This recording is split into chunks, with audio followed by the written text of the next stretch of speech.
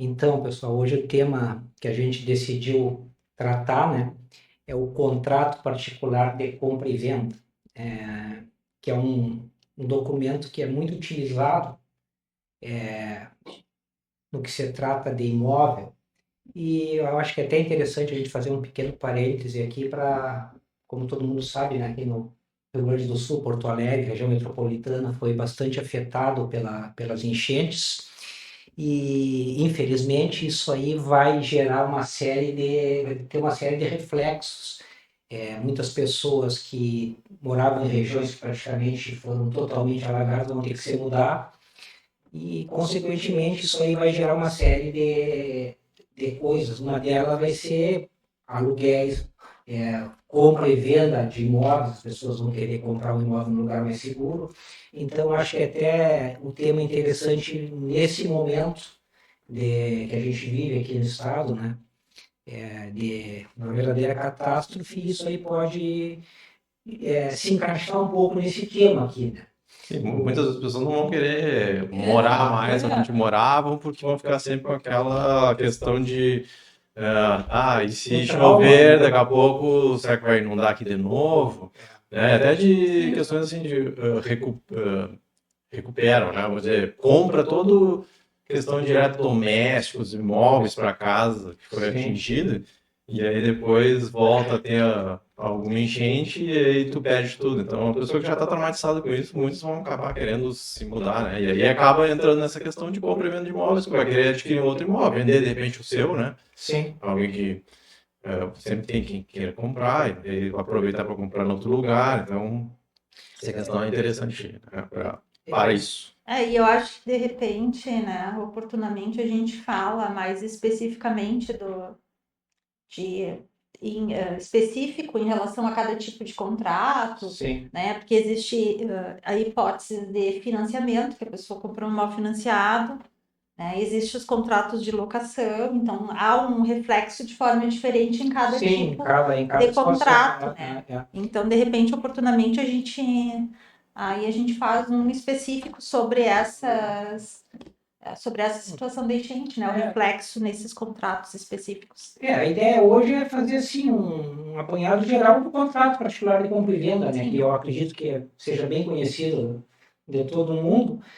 Mas ele, na verdade, as pessoas às vezes me parece, né, que tem muita, não diria resistência, mas tem muitos tabus acerca do contrato particular de compra e venda. As pessoas acham, mas isso aí me garante, não me garante, tem validade, é um contrato de gaveta, como se dizia, até hoje se diz, né? E embora seja um contrato de até seja aceito essa denominação de contrato de gaveta, mas eu acho que a gente teria que começar basicamente no primeiro momento pelo conceito, né? O que é um contrato particular de compra e venda? O que é esse documento em si? Acho que sim, de forma bem simples, se a pessoa entender, é que ele é um instrumento, eu acho que o mais importante é que ele gera deveres e direitos, tem obrigações e direitos para as partes contratantes. Especificamente, o contrato de compra e venda de imóvel, ele acontece quando alguém, o vendedor, né, promete transferir o domínio para o comprador mediante um ressarcimento, um valor. A compra e venda, o comprador vai pagar para adquirir, eu ia dizer a propriedade, mas na verdade não é a propriedade, é o domínio, né, daquele imóvel. Basicamente, seria esse o conceito do contrato particular de compra e venda. É a venda, a transferência entre vivos de um bem de uma pessoa para outra mediante uma remuneração. Sim, Basicamente, esse eu acho que seria o conceito do contrato particular de compra e venda, né? e dentro desse contrato, acho que algumas coisas tem que ser, são indispensáveis, né? Constar, né? Que é a qualificação das partes, né? Sim, De sim. quem é comprador, quem é o vendedor e, porventura, o cônjuge, né? Teria que constar nessa qualificação. A descrição detalhada do imóvel, que é importante ter isso, né? O valor da negociação, a forma de pagamento, são itens assim que é interessante constar, né? Uma coisa que às vezes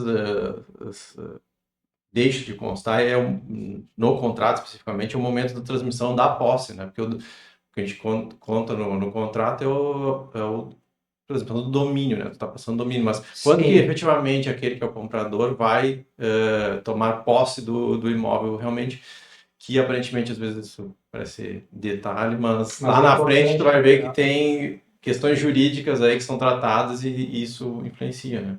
É importante constar também multa em caso de descumprimento, que muitas vezes não consta nesses contratos, então é interessante ter essa multa. Eu sei que essas coisas a gente vai detalhar mais aí no decorrer, mas basicamente são essas questões, tipo, fórum, né? Se tiver um conflito do contrato que tem que se judicializar, qual é o fórum, se vai ter arbitragem, se vai se verificar se tem uma prévia arbitragem, né? Se vai se sim. decidir por arbitragem, né? Ou se não vai, qual é o fórum de eleição, né, que a gente chama, vai ser aonde? Ah, o contrato foi feito em Porto Alegre, mas eu quero que o fórum seja Canoas, Sim. né? Essas questões, além de da data certa do imóvel, do contrato de compra e venda, e as assinaturas, né, que recomenda sempre com firma reconhecida. Então, acho que esses aí são base toda do contrato, né? Desculpa. Não, eu ia falar que o Fabrício falou da arbitragem, depois escapa e eu esqueço. Em relação à arbitragem ali, tem que ser feita uma cláusula no final e assinado a cláusula separada. Isso aí é Não é interessante. só a assinatura do contrato, não. A assinatura da cláusula Tem de que haver arbitragem tem que ser assinada separado. especificamente uma assinatura Para a relativa àquilo cláusula. ali. Aham. Para se ter certeza que a pessoa realmente Realmente leu leu aquilo, aquilo, né? Ela realmente constou. E tem nessa questão do contrato de compra e venda que o Fabrício falou das questões que são básicas, mas não é que por serem básicas que elas são menos importantes. A gente pega, por exemplo, a qualificação das partes, no caso, às vezes ser mais de um vendedor, mais de um comprador, né? E é importante que essa qualificação ela seja detalhada ao extremo, no caso. Vou dar um exemplo. O nome completo, a identidade, o CPF, porque já tem vários casos de pessoas, pega um país como o Brasil, com homônimos, com o mesmo nome. Então tem que ter todo o cuidado na qualificação das partes e detalhar o estado civil, partindo do pressuposto que tem que haver anuência, no caso da pessoa ser casada, ou até mesmo na união estável, né? Da esposa, da companheira. Então, são coisas que parecem detalhes mínimos, besteira, mas tem que constar ali. Quando tem fiadores. Porque, na verdade, o que acontece? São coisas simples, mas que pode gerar até uma nulidade no negócio, né? Uma nulidade no negócio, então tem que ter esse cuidado. Outra questão que é muito importante, a lei, na qualificação, eu diria que é fundamental, é se verificar a capacidade dessas partes. Se elas são capazes, maiores, ou no caso até, não maior necessariamente, pode ser hoje não, tem tempo, tem a figura da emancipação, pode ser acima de 16 anos, desde que emancipado, teria uma condição de fazer um contrato de compra e venda. Então, essas são as questões que eu acho que a gente tem que ter cuidado. Eu peguei, por exemplo, a qualificação das partes, né, e que é importante. Eu acho que em relação aos contratos, não só o de compra e venda, mas contratos em geral, quanto mais tu conseguir, através do contrato, prever situações, através do contrato, né, que nem forma de pagamento, especificar de que forma vai ser feita, né, na impossibilidade de se fazer dessa forma, como pode se fazer, quanto mais tu conseguir prever situações que possam causar problema no cumprimento, acho que mais garantia a pessoa tem, né? O contrato, quanto mais básicos como esses da internet aí, mais chance tem de dar algum problema. Sim, porque são em geral genéricos, né? E justamente para poder se adaptar a qualquer situação, digamos assim. E aí refogem, às vezes, de alguns detalhes que tem numa negociação particular, específica, né? Que aí tem detalhes ali que tem que ser relatados e muitas vezes não são. Outra questão que é interessante é a qualificação da parte, né? E essa de sempre saber que o cônjuge, quando tem assim, comunhão parcial, total de bens, que ele tem que dar outorga uxória, né? Que a lei chama, mas é a anuência deles, ele está ciente dessa negociação, dessa compra e venda. Também é a descrição do imóvel, que às vezes também é uma outra questão que se peca, né, quando se faz esses contratos sem uma orientação um profissional, né, porque muitas vezes se faz uma descrição que não é a mesma que consta na matrícula.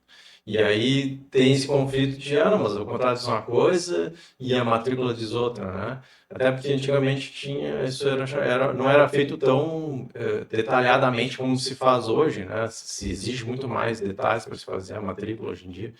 Então, às vezes, consta no contrato algo que diz todo que está realmente na matrícula. Então, o interessante nesses contratos sempre é constar na descrição do imóvel exatamente como constou na matrícula, né, para poder ter essa congruência entre os dois, para não ter problemas, né, mas aqui no contrato constou uma coisa, mas na matrícula diz outra. Inclusive, detalhar os imóveis confrontantes, enfim, é importante isso aí, né? Porque é que eu acho que é interessante a gente também ter em mente que quando é feito um contrato, as partes que contratam esperam que seja cumprido, o mundo em maravilhas, tudo certinho, que é o cenário ideal. Mas o contrato realmente ele vale, ele tem a validade dele, mais importante é para se exista algum problema durante essa negociação. Ou seja, ele tem que prever justamente o que pode dar errado. E de forma que seja bem especificado que havendo alguma dessas questões que suscitem dúvidas, alguma coisa, ali no contrato esteja claro a forma que vai ser resolvido isso aí. Então, o contrato, na verdade, ele tem que prever que, caso haja problemas, como é que vai ser resolver isso? Geralmente as pessoas se importam mais em constar lá qual é o imóvel, qual é o valor, né? Como vai ser pago. E realmente o contrato, se a coisa for transcorrer da melhor forma possível, em tese não precisaria de um contrato, né? Se então fosse honesto, pagasse, né, o que foi acordado está resolvido. E justamente o contrato é para isso mesmo, é para evitar, quando tiver algum problema, tu já está ali mais ou menos encaminhado no contrato como vai ser resolvida essa questão. Né?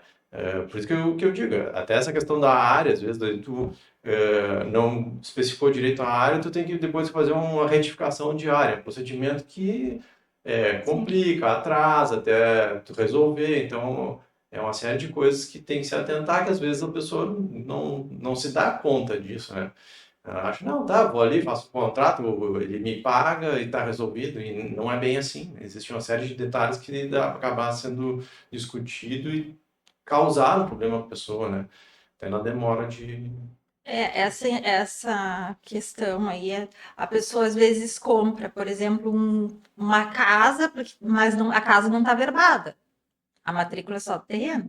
Então, ela vai ter uma despesa para fazer a verbação.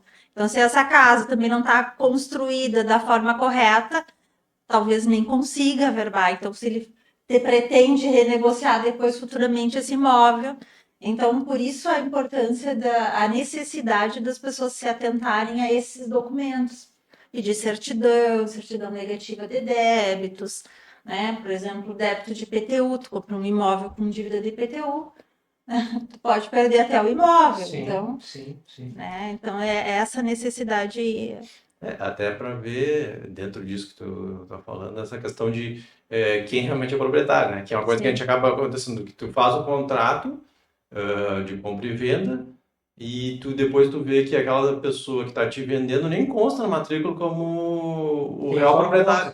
Às vezes tem só posse. E aí isso vai causar um problema, que como é que tu não vai ter como registrar depois esse imóvel no teu nome só com essa questão. Claro que já na escritura provavelmente vai ser barrado, mas já vai ter um problema para te resolver, né, para saber de quem realmente é a propriedade.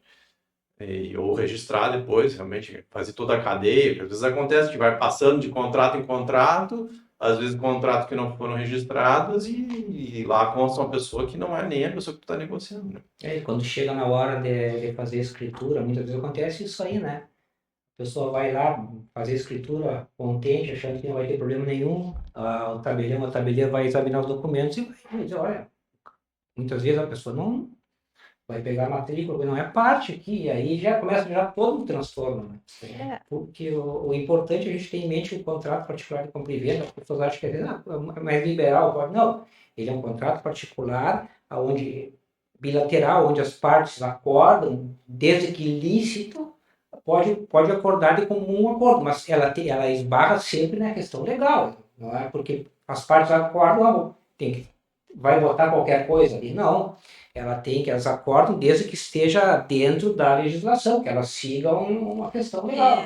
E por isso a necessidade de procurar um profissional, toda vez que a pessoa queira não só vender o imóvel, que geralmente quando a pessoa quer vender, vai procurar lá um imobiliário, um corretor para fazer, mas ver também a questão legal, procurar também um profissional que possa orientar a parte jurídica, não só porque a pessoa, claro, quer vender o imóvel, mas fica muito preocupada na questão comercial. E aquele que vai comprar da mesma forma e não se atenta à questão jurídica do imóvel.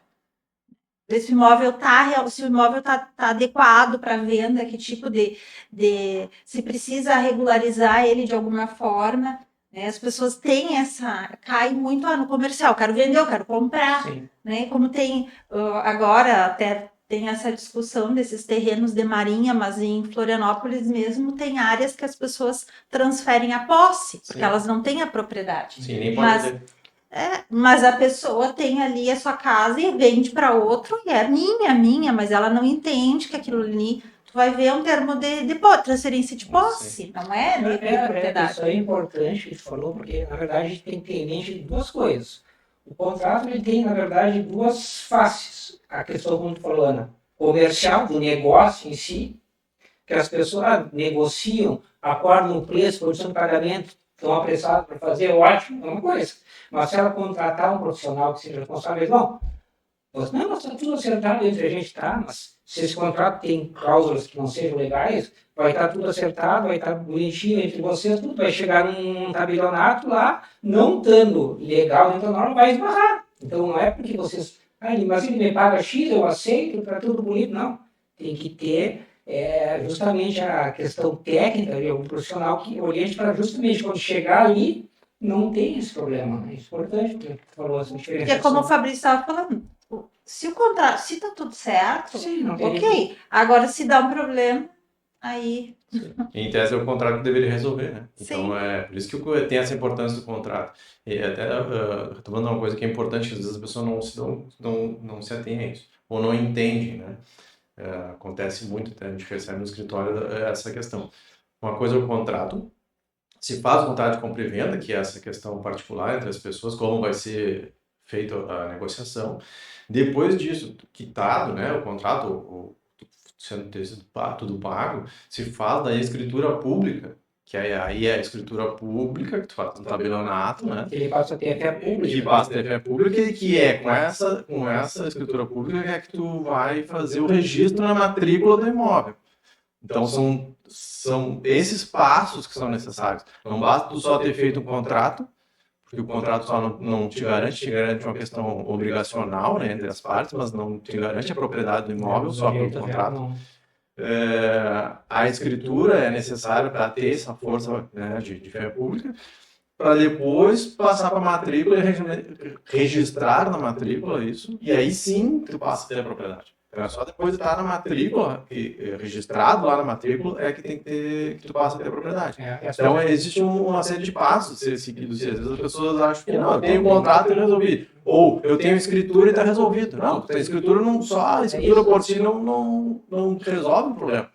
Até porque a matrícula é o que vai dar publicidade a essa negociação, a terceiros, né? Então, se não tiver na matrícula, eu sou terceiro que não estou sabendo uma negociação, se não consta a matrícula, para mim não existe. Sim. Então, então essa responsabilidade de ter isso registrado na matrícula é que vai valer perante terceiros. Então, vale só entre as partes que estão negociando. Né? É muito comum as pessoas, às vezes, iam lá, faziam a escritura bonitinha, agora são dono.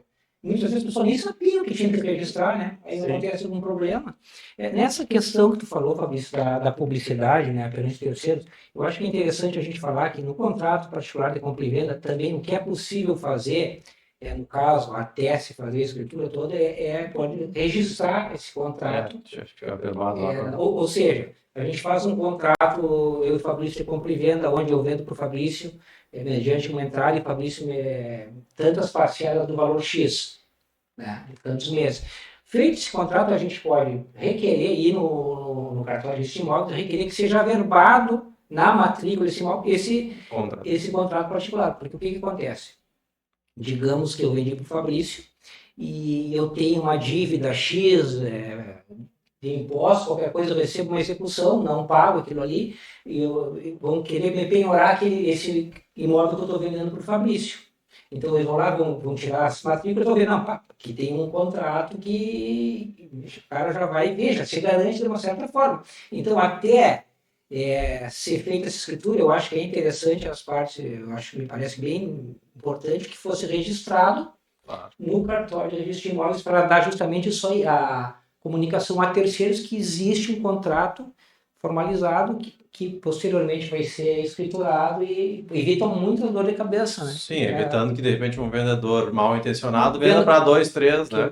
E aí pelo menos estando lá averbado, e pelo menos se tu averbou, tu tá garantindo pelo menos o teu. Aí só o meu tá lá averbado que para todo mundo saber que a gente tem um contrato aí de compra e venda, né? Da intenção de compra e venda que vai ser registrado posteriormente.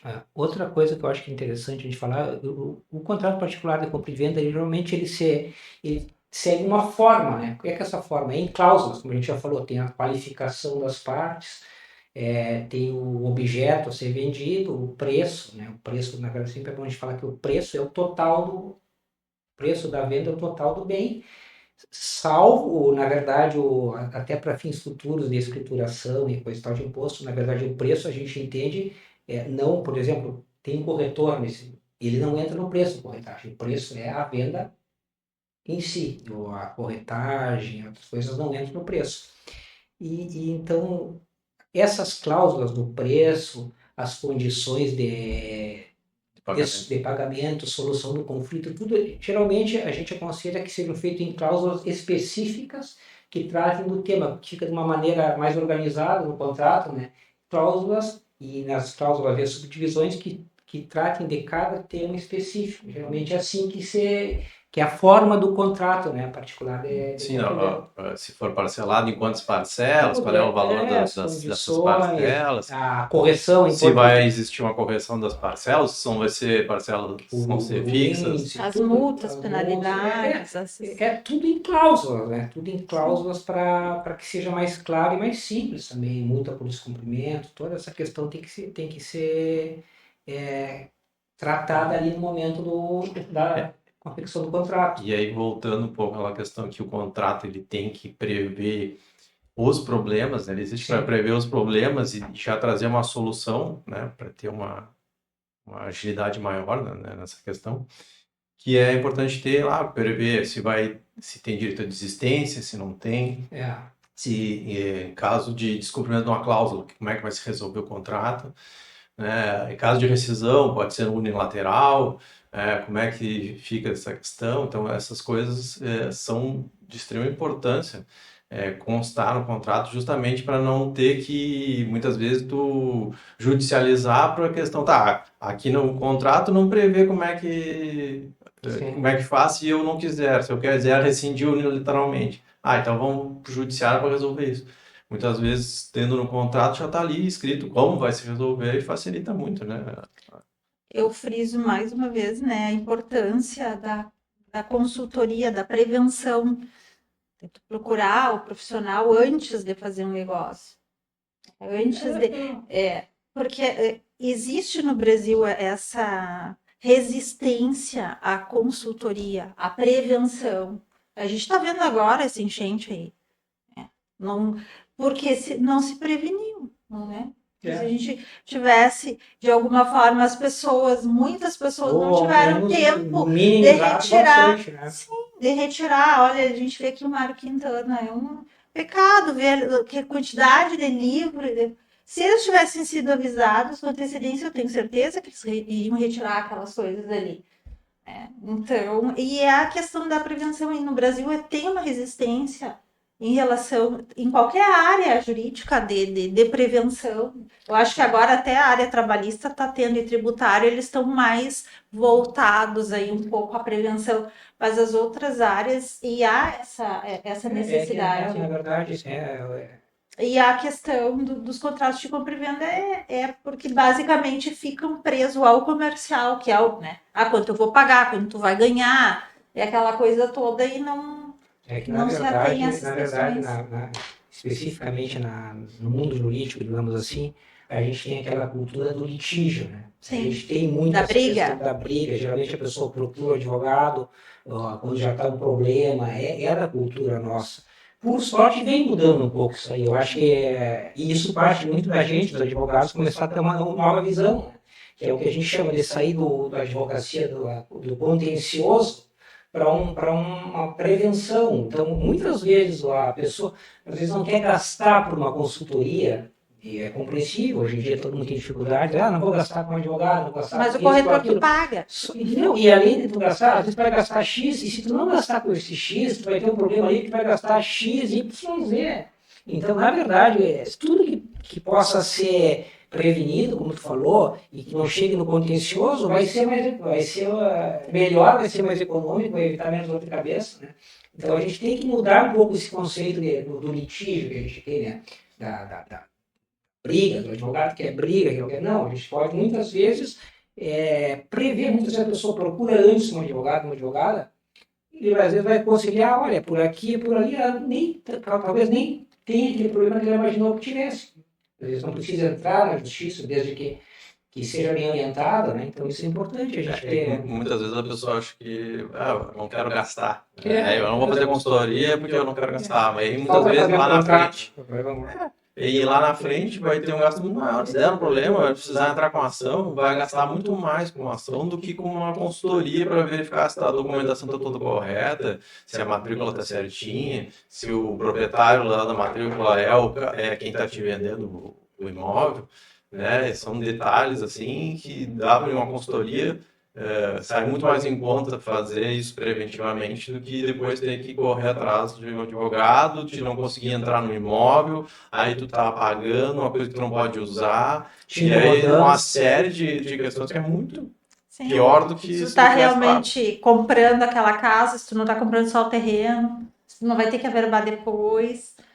Outra questão que, se não passa e a gente não toca no tema, que são questões importantes, especificamente de constar no contrato de cumprimento, contrato particular. Um exemplo da questão da posse, que o Fabrício falou. Uma coisa que tem que constar, eu acho, uma cláusula específica, é a questão dos tributos e das custas, dos emolumentos. Ou seja, vamos dar um exemplo. A pessoa comprou o imóvel parcelado, mas fica estabelecido ali que ela já toma posse no momento da assinatura.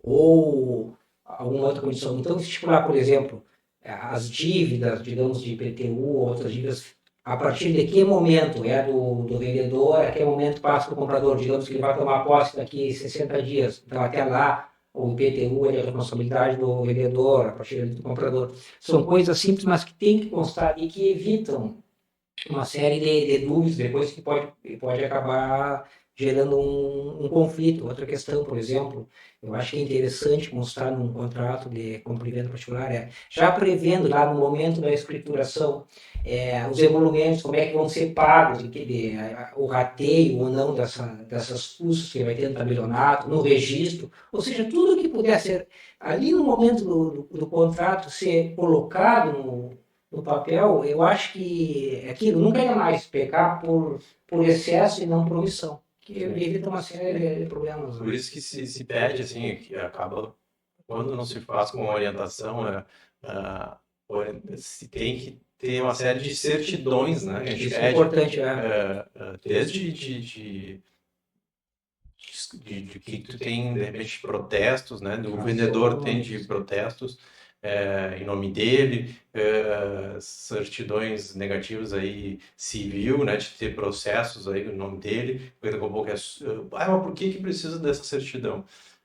Porque se ele está vendendo o único imóvel que ele tem e ele tem um processo tramitando que a dívida é maior que o imóvel que ele tem, ele só tem esse imóvel para dar como pagamento, isso é uma fraude a credores, né?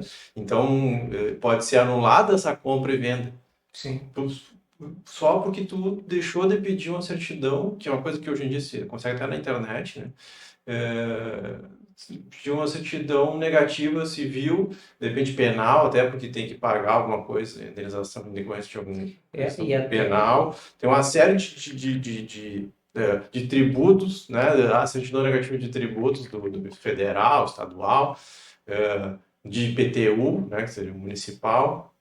Uma série de coisas assim que às vezes precisa e se pede, em geral, essas certidões negativas para ter toda essa garantia de que não, tá tudo ok, tá tudo certo, a negociação vai sair certinho, sem nenhum problema futuro.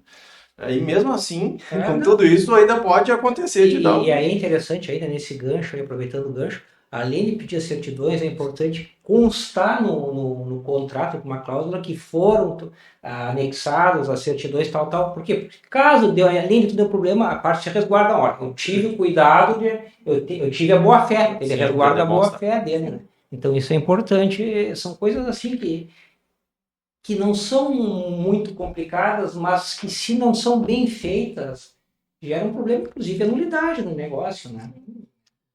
As assinaturas também, né? Se tu for ver por esse lado, se só as partes assinarem com reconhecimento de firma, entendimento de que não é reconhecido como título executivo, né? Diferente de que, de repente, já tem duas testemunhas, tu já consegue transformar esse reconhecido, né, juridicamente como título executivo e, de repente, já pode cobrar, né? Sim, executar direto. Executar esses valores direto e não ter que entrar com ação de cobrança, e aí tu faz todo um processo para depois lá no fim dizer, tá, então tu deve, e aí entrar com a execução para depois realmente cobrar da pessoa. Tem uma sentença tendo as assinaturas, então já entra com a execução, é bem mais simples, né? Então são detalhes, às vezes, que não, as pessoas, por não ter conhecimento e não procurar uma assistência, acabam tendo incômodos maiores depois. Até nessa questão, porque se a gente for ver no Código Civil, o Código Civil não fala de testemunhas. Ele digamos que ele tem um lapso, né? Mas o Código de Processo Civil que diz que é um título executivo, um instrumento particular, assinado pelas partes, por duas testemunhas. Então, por isso, como o professor falou, se tem tudo isso aí, o que acontece? O Fabrício não me pagou a venda, não pagou a primeira parcela, não parcela. Se eu não tivesse as testemunhas, eu vou ter que entrar com uma ação, historiar tudo, ter uma sentença que me dê o direito para depois cumprir essa sentença. Se eu tenho essas simples duas testemunhas que eu não teria colocado, eu simplesmente já entro executando o valor. Sim, isso colocando na agilidade do judiciário hoje em dia, isso aí são anos e anos. Sim. Correndo. Infelizmente, né? Até pelo número de processos que tem, né?